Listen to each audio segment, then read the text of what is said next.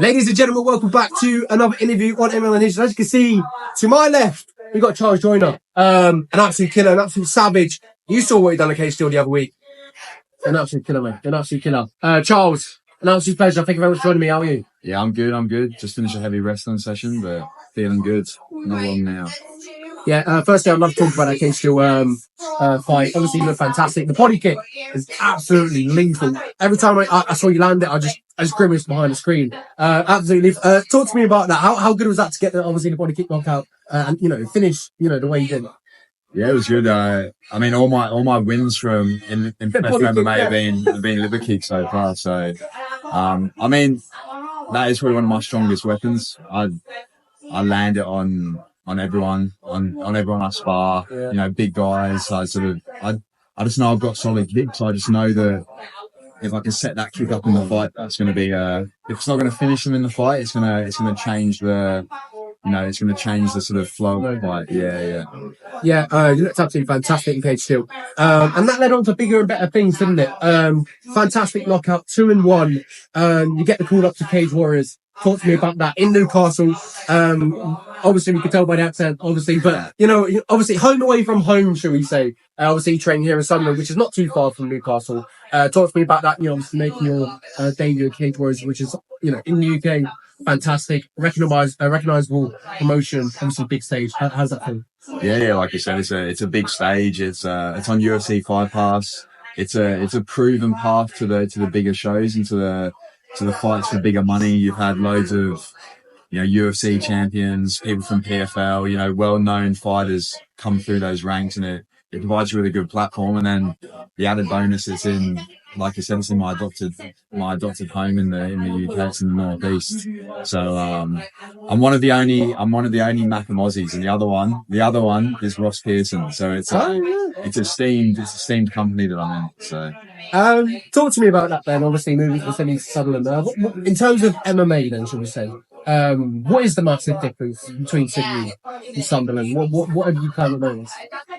I mean, when I was in Sydney, I was just doing kickboxing. So I originally, it's big, kickboxing in Australia and New Zealand.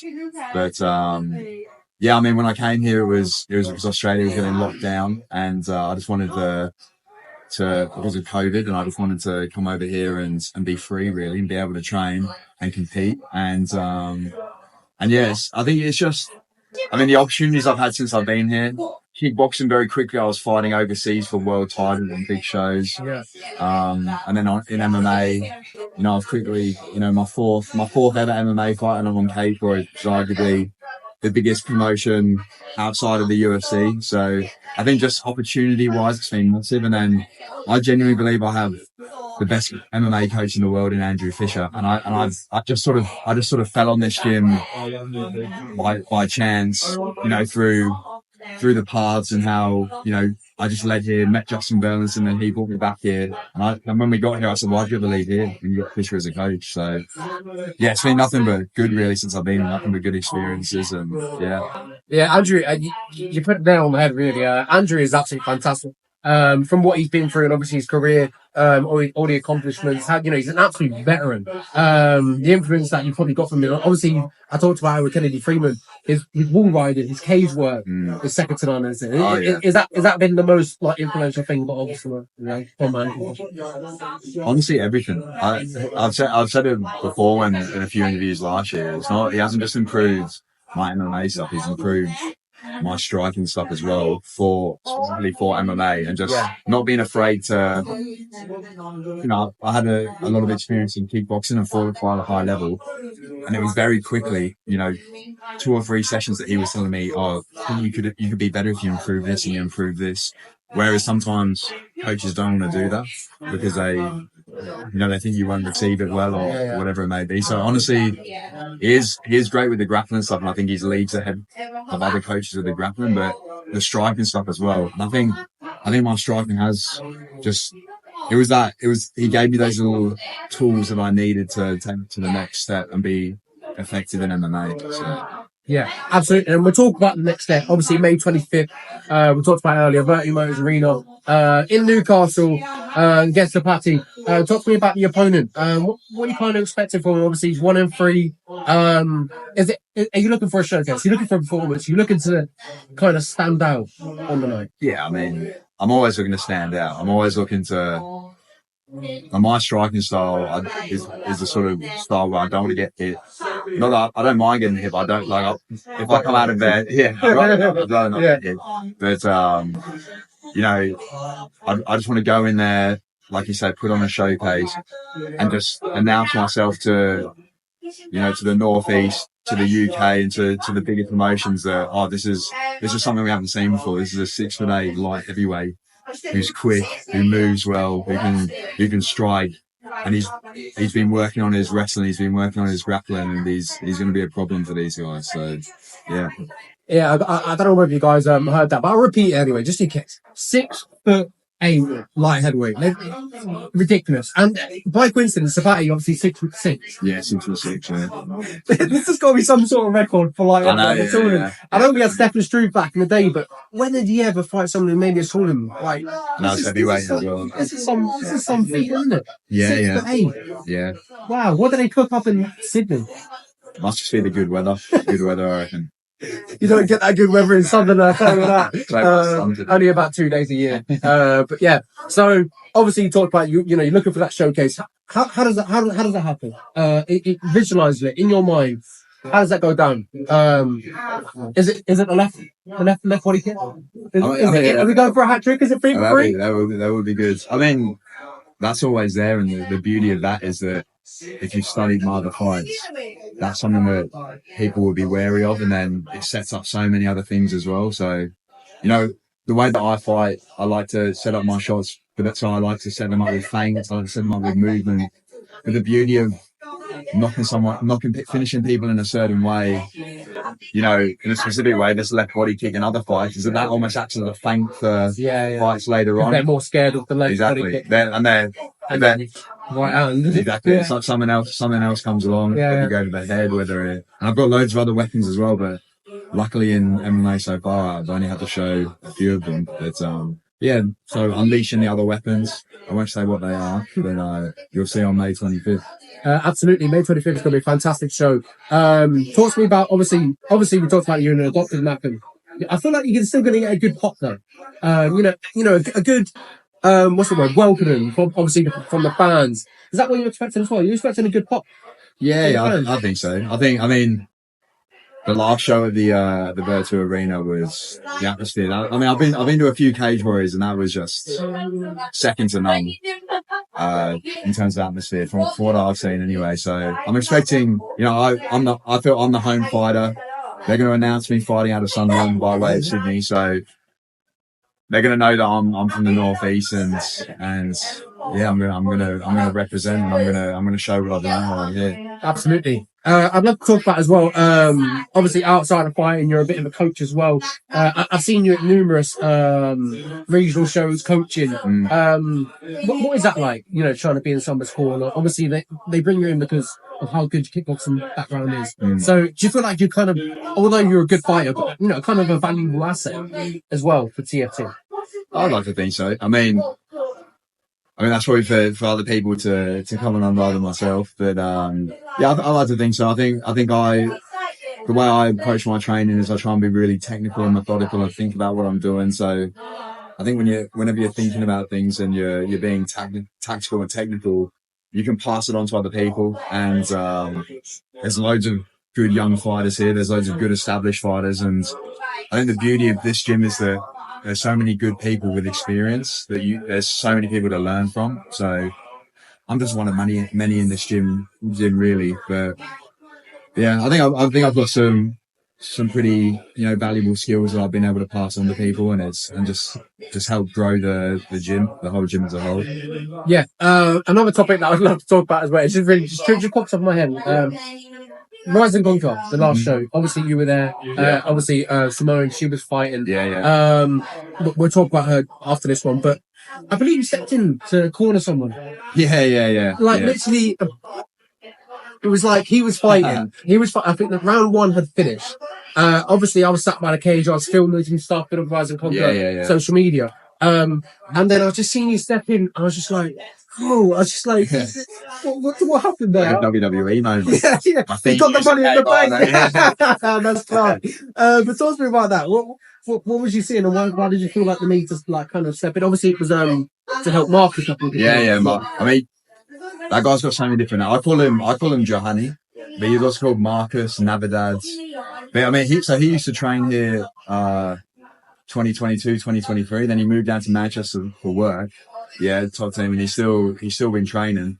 And he came up here to fight on Rise and Conquer. So normally, if I didn't know him and I didn't sort of know how they fight and stuff like that, I wouldn't have done that. But when he walked out, I noticed that he just had his mate there who wasn't anything to do with fighting, and his mate was sort of giving him some moral support, but there wasn't really any.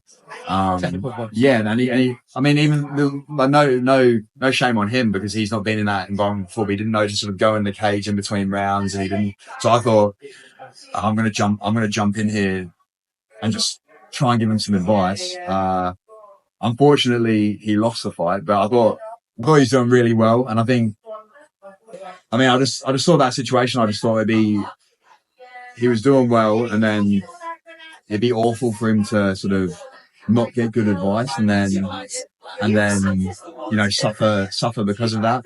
So maybe there's a risk as well that it could distract him with me jumping in there. But I just sort of thought, I'm just going to go and do it. And he knows me, so I think he'd appreciate it, and he was appreciative afterwards. So I just try and help it. And with it being Rise and Conquer, I thought, this is our show. I've got a bit more pull here, so I can just jump the boundary and just get in the cage. So I don't think anyone's stopping a 6'8", was he? I'll tell you that for free. That was absolutely phenomenal. And I thought it was cool though. And obviously you obviously giving him some advice, relaying it to the guy next to him, obviously trying to translate it. And stuff. But I thought it was cool, and I thought I respected it. I thought, wow, you just jumped in. Yeah. I felt like there was nothing going on in the head. You just thought, I'm just going to help. That was it. It was good. I thought like maybe you should get some recognition out of that. Oh no, I appreciate that. No, a few people said. Well, people from the gym thought it was funny because then I was in there, and then I realised, his English isn't the best. Yeah. So, yeah. But I just thought I like him, and I think he's going to do really well. And he's a young guy. Yeah, he was doing well, but then there were just some positions where he was leaving himself exposed because he was too eager. And then that was probably the fight of the night as well. Yeah, 100%. So I thought I'm just going to take the front row seat here and just put myself in there. VIP seat, that's all you wanted. We talk about Simone as well. Obviously, I believe that's your girlfriend. Yeah. What's it like training? Obviously, your part. And coaching, and cornering. Your heart. How does that work? Obviously, she fought as well in Rise and Conquer in a fantastic back and forth fight. Yeah. What was that like? Firstly, cornering your arm. How does that play out? So I mean, it is difficult. I definitely feel probably a bit more.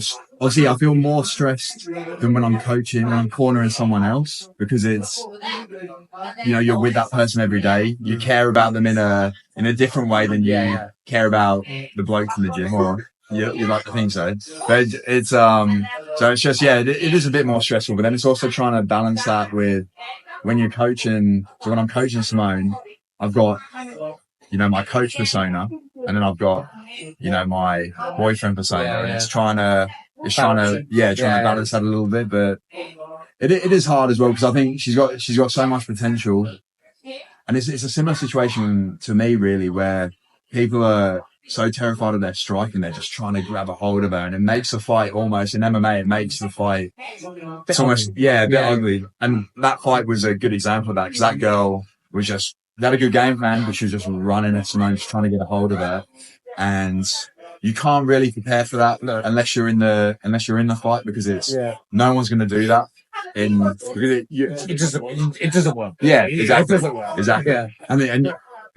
So it can work to a certain point, but then you don't want to train that way because when you get to a professional level, it's not going to be effective. So you don't really ever train like that. So it's hard.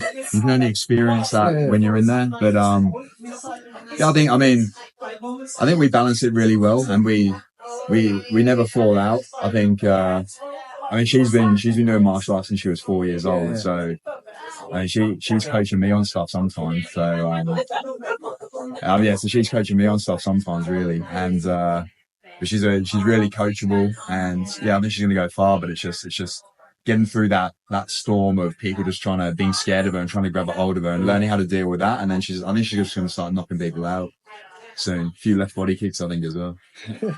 I wonder where she'll get that from. But yeah, last question, May 25th. Obviously we talked about looking for a showcase. You're looking for that performance. 3 words to predict in future of how you're going to look May 25th. 3 words. How does Charles Joyner get it done? How does he look on May 25th? 3 words. Left body kick. That's great. We're going to leave it there. Okay. Absolutely fantastic. Ladies and gentlemen, Charles Joyner fighting on May 25th, as we just talked about. Virtual Motors Arena, Cage Warriors, Newcastle. It's going to be a fantastic show. I'm looking forward to the pop that you're going to receive. I'm going to be there. It's going to be absolutely electric atmosphere. Looking forward to the pop Charles receives. I feel like there's a lot of people are going to get behind him. We're going to have loads of people from the gym there. So, yeah, I'm looking forward to it. Charles, an absolute pleasure, mate. I wish you the best of luck on May 25th. And I'm looking forward to see the showcase and see the performance once again. Right, oh, yeah. I hope you know how to jump in my corner. I've got a strong corner, so. I will be there, but don't expect me to come in. I've got no advice to give. But yeah. Left body kick. Yeah, just shout left body kick over and over again. But yeah, Charles, an absolute pleasure, mate. Wish you the best of luck. May 25th, going to be explosive. Make sure you watch it.